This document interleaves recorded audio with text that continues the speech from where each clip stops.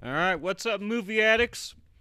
Welcome to Midnight Movie Talk. Just got done watching Hyperions, the Hyperions. Not just got done, I got done a couple hours ago. But kids are to bed. It's time to live stream my thoughts on that movie and all the other news that has come out today in the world of movies. And it is freezing outside. I'll try to keep that out of the shot. So yeah, I usually spoil these movies as well as give like a brief overview, like thoughts. I don't consider myself to be a reviewer or a critic.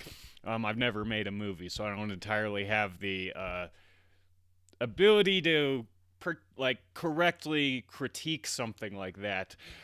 The knowledge, experience, nothing like that. But what I'll say about the Hyperions. Okay, so this is the third movie from the Daily Wire. And the movies, presumably, that end up at the Daily Wire are movies that don't land anywhere else. And so first you had Run, Hide, Fight. That wasn't made by the Daily Wire. It wasn't produced by them. But they ended up releasing it because no other of the big distributors wanted to put it out. And that's because it was Die Hard in a school shooting. It's kind of risky. You're going to probably for sure piss some people off. And it pushes, correct gun views, which a lot of people hate nowadays. And so if you were a big company, you might get boycotted for putting a movie like that out. So that ended up there. The next one, Shut In, they actually filmed it, made the movie, and then released it.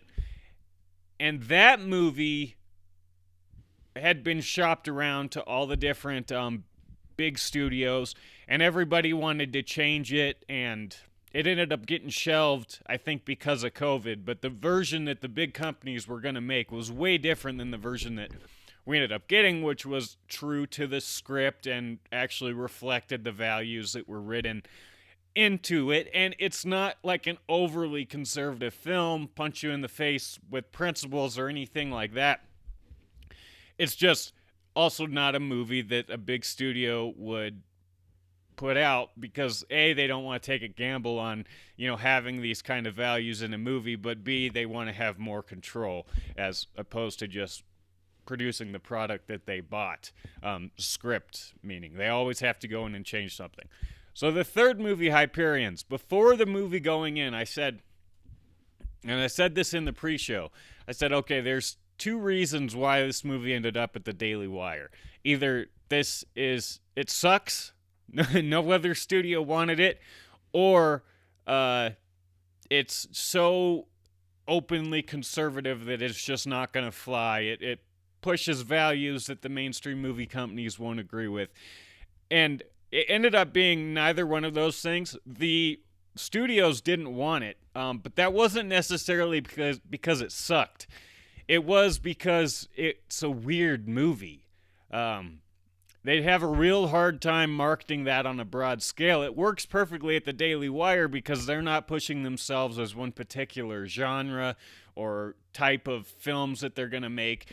Their main thing is just bias-free media. You're not going to have any values forced in your face that interrupt the flow of a movie. When like Avengers, when they have to have that one shot where it shows all the female superheroes fighting conveniently at the one time, logically makes no sense at all, but they have to shoehorn it in. Or all these other moments in movies where left-wing culture ideas are just kind of shoved in your face.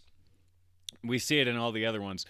All the Daily Wire's trying to do is produce movies that don't have that. And so this movie was another one. They didn't actually produce it or make it. They're just releasing it.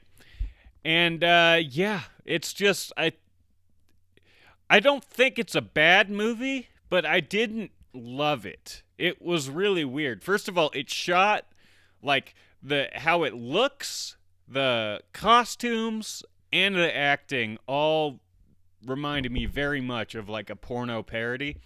And believe me, I'm well versed in porno parodies to know what I'm talking about with that one. And it's a superhero movie set in a different time, but some of the humor doesn't really seem to flow in the timeline that was set up, or not the timeline that was set up, but the kind of, I guess, just theme of the film was all over the place. I could tell somebody worked really hard on this movie, and so you can appreciate that. And they said that the writer and director was one guy. He did a lot of the animating and stuff too, and it was really cool. But the movie was just all over the place. It couldn't really figure out what it wanted it to be. And for that reason, for me, the humor didn't really work because it would come in at a point where it wasn't really expected. And sometimes that's hysterical. And other times you're just like, huh? But yeah, with the acting, I know it was part of the whole idea of the thing.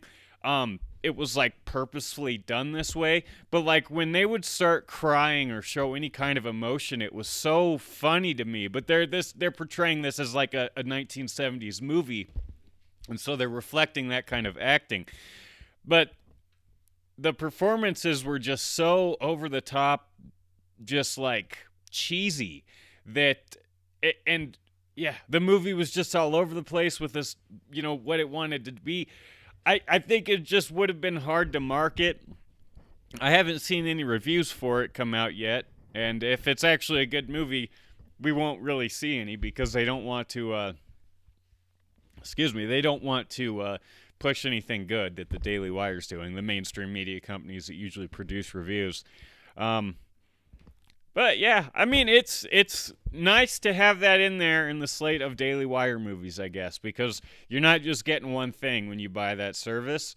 You're getting a variety of stuff, and there by no means was any super principled moments that felt forced in your face. But even that had like a real. You could tell that they didn't produce it.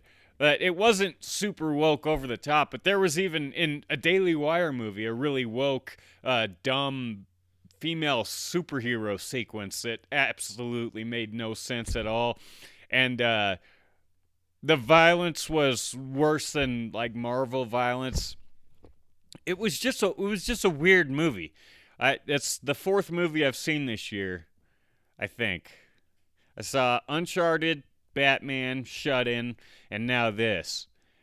And this is just because I guess I don't think I'm ever going to have the desire to watch it again. I watch it the first time and you go, huh, okay, that was an interesting movie. And I guess some people are going to go, wow, that was interesting, that was crazy. And that probably, it's not probably going to reach a super wide audience because of how it's being released. But had this come out in the film festival circuit or something like that, I could totally see this being a cult hit. And it might still come out that way, but as far as we're at with movies right now, this is fourth place. I think Shut In is number one. Still, that was a really good movie. Uncharted and Batman, you could kind of flip-flop. They were both fun movies. So yeah, that's my thought on the latest Daily Wire movie. And again, I'm just so happy that they're putting out content, even though they didn't make this one. They're just putting it out there and distributing it rather. And this movie, yeah, I said all I needed to say. I'm just going to be repeating myself on that. On to the news. First story. This is something that's been going on for a couple of days now, but there was another article from Variety about it yesterday. It covered it in a different light, I guess. This says Disney censors same-sex affection in Pixar films, according to letter from employees.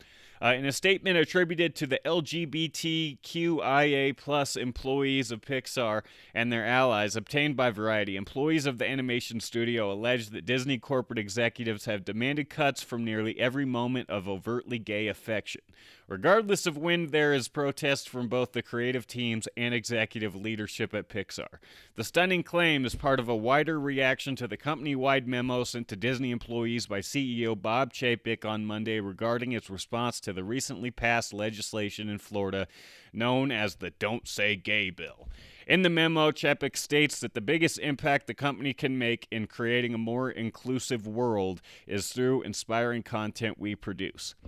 So, my first thought when I read that is, have I ever seen, like, overtly gay affection? Have I ever seen overtly straight affection in a Pixar movie?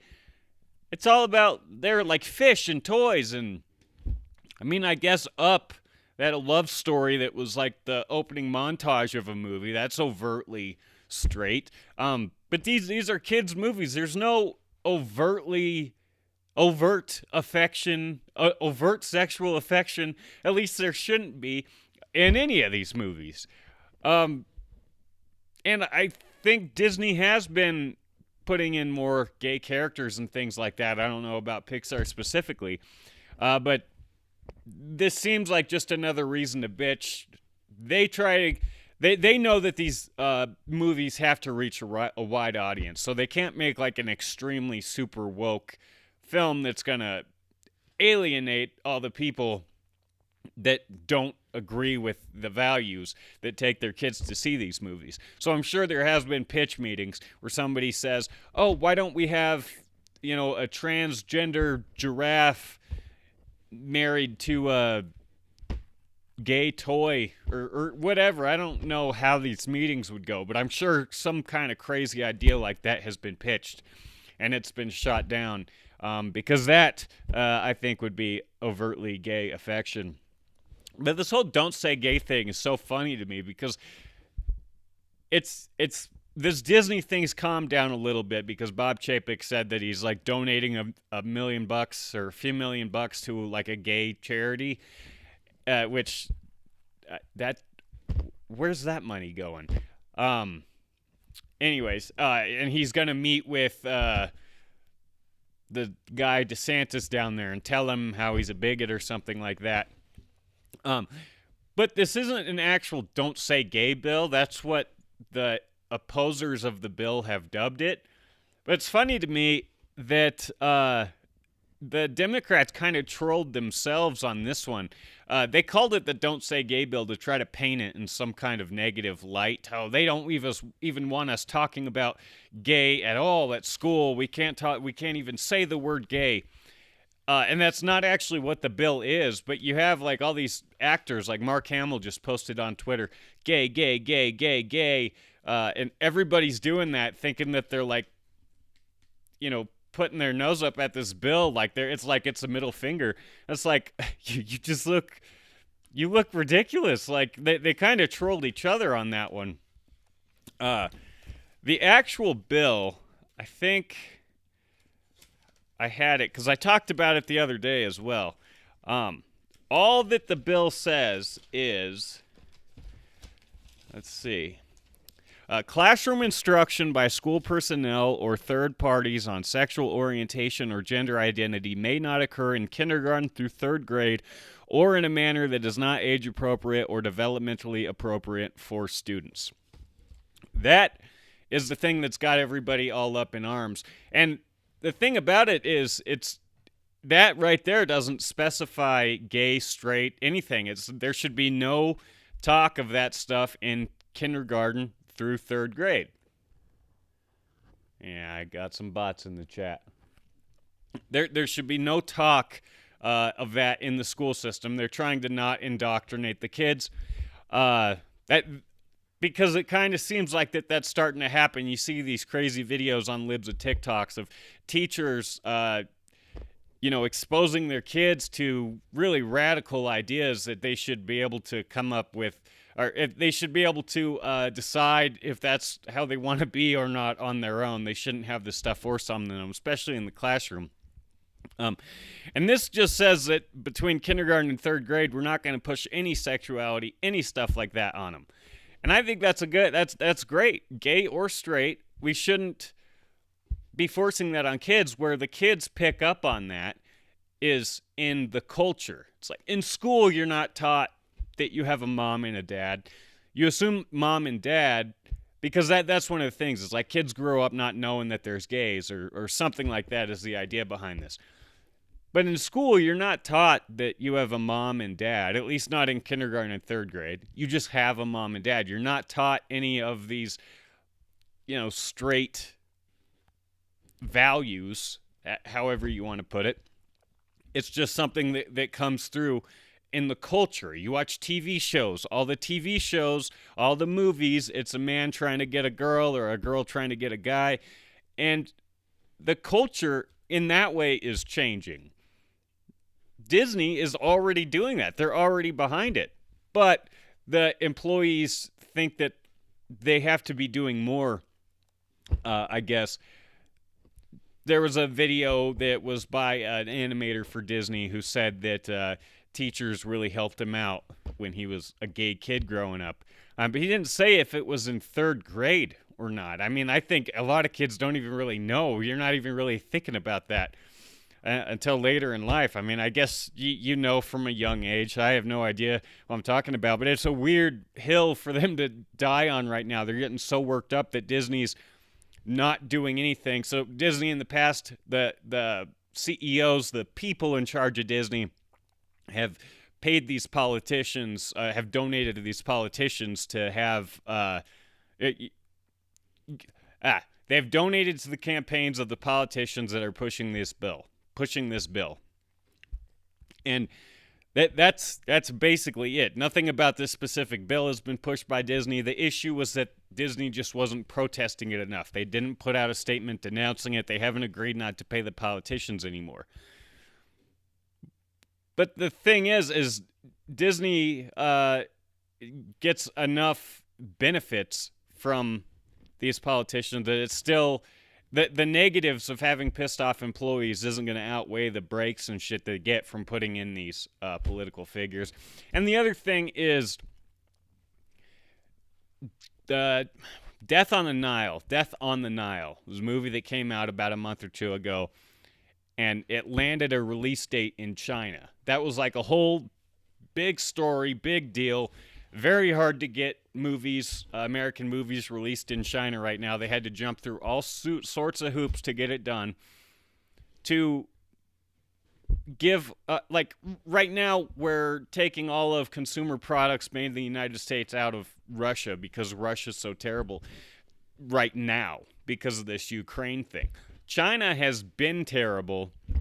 I know it's not the people of China, but the Chinese Communist Party, which would be the ones distributing the film and things like that, they've been bad for years with the genocide happening on the Uyghur Muslims, and then the fact that they, whether it was accidental or not, they released a virus that killed a few million people around the world, and we're bending over backwards to send them our Disney is to make sure that their movie can be released over there. And that's the other, nobody at Disney really voiced any concern about them working so closely with China. Even back to when they changed the Chosen One in Doctor Strange because they didn't want to piss off the Chinese. And point is, I don't know why Disney has, I guess, been in bed with a lot of fucked up situations regarding their business relationships for a while now, and sometimes they get traction where the employees demand that, okay, we need to stop being a part of this, but it's usually over dumb shit. Apparently a similar bill's been proposed in Georgia, and now everybody's going to boycott making movies there just like they did for the voting rights thing, which made no sense either. So I don't understand any of that, but people like being pissed off these days is really what it is.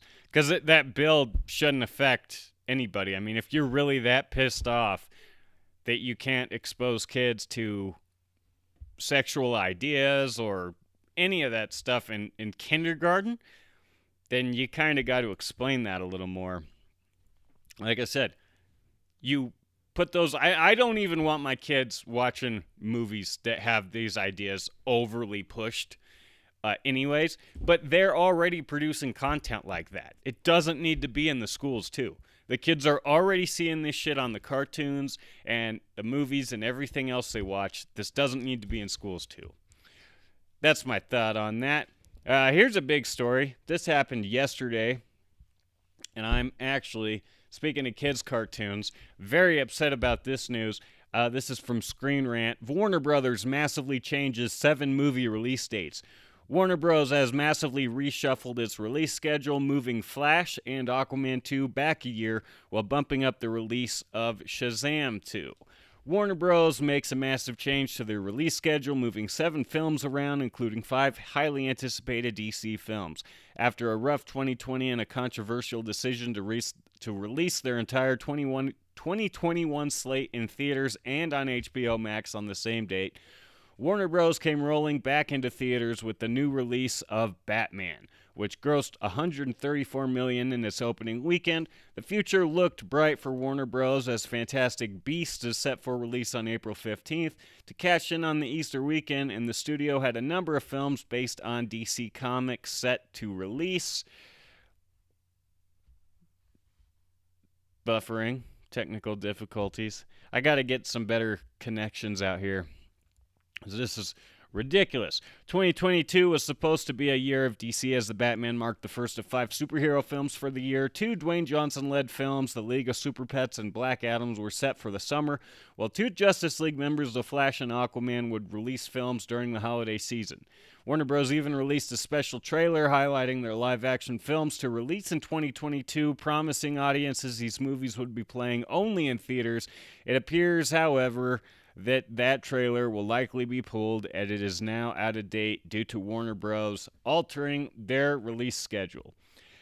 Now, there wasn't a whole lot of explanation as to why they're moving the dates around. They never really...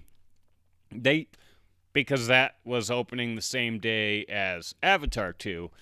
But they put Shazam 2 in its spot, so I guess they're not worried about the competition there like I thought that they might be. They moved that because they thought Shazam 2 would be better in that position, which makes sense because Shazam, that is more appealing to younger kids, and younger kids aren't going to give a shit about Avatar, whereas the demographic that's going to see Aquaman is probably more likely to be the demographic that's watching Avatar. So I suspected that they were going to move Aquaman. I'm just surprised they replaced it. Here's the total list of all the movies that were released.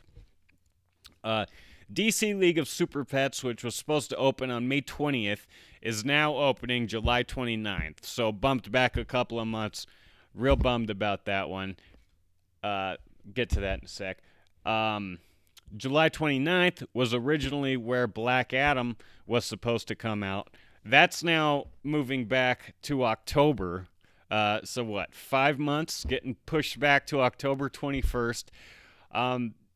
Shazam 2 Fury of the Gods is moving 6 months earlier, so this was supposed to come out in June, and this is now coming out when Aquaman is going to release December 16th. And The Flash and Aquaman, which were originally set for this year, have moved into 2023. Aquaman's coming out in March, and The Flash is coming out June 23rd. They also shifted the Willy Wonka movie has been shifted to December 15th of next year, 2023. I think that one was supposed to come out this year. And The Meg 2, The Trench, is set for release in August of 2023. I don't know if those films... I'm pretty sure Wonka already had a release date, but yeah, shifting their superhero movies around. And I need to look at the schedule to see what the competition is as to... I can't imagine them needing more time to finish these movies or anything like that, or to reshoot stuff, or... You know, I know with the kids' movie, it could be some last-minute voices they're doing. I don't think that's going to be the case. I imagine they just thought that it would do better off in the summer. But I'm really bummed about that because that's one of my boys' birthday weekends, and we were super excited to see that. And out of all of these movies, I'll be honest with you, that's the one I'm most excited about. Because the Batman already came out. All these movies are going to be awesome, don't get me wrong. But the Kevin Hart, John Krasinski, The Rock, and they said Keanu Reeves is voicing Batman in that. It's about superhero pets. I mean, come on, that's right up my alley. That looks awesome. All the other ones, I wish that they would have announced this just a little bit sooner, because a lot of the, I mean, not that it affects me personally, but as you kind of predict how the year's going to go, or look at which movies are you most anticipating, it does kind of switch when they're moved around like this. Although these aren't last-minute delays, looked like they reoriented their entire schedule. So I don't think we have to worry about this being anything negative, like with Morbius. Which, speaking of which, that might be the next pregame I do is before Morbius. I don't know if any other movies I want to see are coming out between now and April. Going to be watching Turning Red this weekend, but I'm not going to be doing a pregame for it because I'm not watching it tonight. It comes out at, I think, 1 tonight or something like that. Maybe it comes out. Yeah, no. It comes out tomorrow, so that means it'll come out tonight at 1 o'clock here. And I'm not that excited about it. But I am excited about watching it with my kids. Yeah, I don't think back to this. I don't think any of these movies, except for the 2 non-DC ones, and I've been saying that for a while, the Meg 2 can suck, and that's okay. It's not going to make a difference. Like, does anybody expect it to be an Academy Award-winning, epic? What we want from that is awesome, giant CGI sharks eating Jason Statham and Dwight from The Office. That's what the first one was. We just want more of that. It being bad, though, isn't going to affect the money that it brings in. So they probably didn't move that because it's bad, even though it might be bad. But Wonka seems like they might be moving that because they want to get it. If I'm correct in assuming it was supposed to come out the holidays this year, it's too crowded now. They've got Shazam and Avatar, so they're moving it back. They want it to be a family holidays movie. I'm just not sold on that movie. It's the Timothy Salamander, whatever his name is, Wonka origin story, and I just don't understand how that's not gonna be Oz the Great and Powerful. But I might be wrong. Some people are excited about it. I don't understand what the point of making a movie like that is. All right, here's one more story before I wrap it up today. This is from MovieWeb. Billy Joel biopic Piano Man is happening, but without his involvement. A biopic about Billy Joel is in the works, but don't expect to hear the titular song in the film. Sheesh. Yeah, I need to go to bed.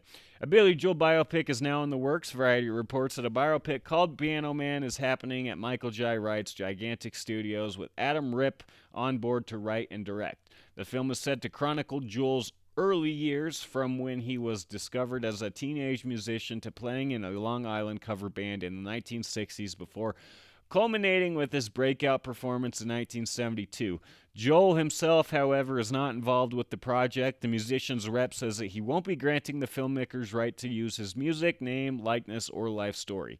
Gigantic instead acquired the life rights to Erwin Mauser, Joel's first manager, who worked with the singer from 1965 to 1972. That's why the film ends a year before the release of Joel's hit album and song, The Piano Man. In 1973, music needs for the film are yet to be determined. So this could be great or it could be terrible. Who was it that did the... I think there was a James Brown movie. Was that the one, Get On Up, where they couldn't actually use his music? Maybe it was a different one. When you can't use the music, it's tough. But if you're showing the, origin story of the performer, you can kind of get around that. Good part about the musician not being involved is it's not going to be watered down. It's going to be, hopefully, an accurate portrayal. Although you usually do want their fingers in it, controlling it a little bit. I still wish that we see the Sacha Baron Cohen Freddie Mercury movie, even though nobody else that's still alive involved with that story wants it to be made or supported it. That made me more excited to see it, even though I can't stand Sacha Baron Cohen. The idea that he was trying to make something more raw and more real instead of the movie that came out was awesome. That won the Johnny Award that year, I think 2018. I think it was. It won the Johnny Award for the best movie that year. But I would still, I don't need to see one or the other. They can both exist. We got the family-friendly Bohemian Rhapsody. Now let's see the X-rated Freddie Mercury biopic that has nobody's consent. Because you never know what you're getting when the artists are involved in producing these films. You could get The Dirt, where it's pretty honest and it tells you all the shitty things that they did as well as their achievements. That's a Motley Crue movie. Or you could get Straight Outta Compton, where it shows you just the good things that they were involved in. Every time there's anything negative, it's a consequence of racial profiling or something to that extent. Because the surviving members were involved in producing and making the film, and they're not going to put anything in there that makes them look like pieces of shit, even though a lot of their career was built on that. Not sure why Billy Joel wouldn't be signed on to this movie, and I don't know how checkered his career is as far as his early reputation before Piano Man came out. It could be an interesting story, and I guess technically this has to be a movie about his manager, or at least told from his manager's perspective. So maybe there's, details about Billy Joel before he got famous that he doesn't want put on screen. I don't know why he wouldn't sign on to something like this, unless it all has to do with money. They weren't going to grant him a big enough cut of the pie. Who knows? Yeah, I want to keep going, but I'll be back tomorrow night. We got a couple other stories to talk about. This is really sad. Cardi B is backing out of a movie days before production began. Christopher Nolan is putting Josh Peck in a movie. Will Forte is joining John Cena in a Wile E. Coyote movie. And the Rob Zombie Monsters movie is going to be rated PG. Those are all very interesting stories, but I'm just not going to get to it tonight. That's going to do it for me, but it's not going to be midnight tomorrow. It might be a little bit after that because it's Friday, and we're going to watch Turning Red and have a big old family night. But I should be on doing a stream at some point. It just won't be at the normal time because it is the weekend. And then keep your eye out during the weekend for the Weekend Movie Talk, where I'll cover all of these stories and anything else from the week that we didn't have a chance to get to. That'll do it for today, and thanks for watching. Bye.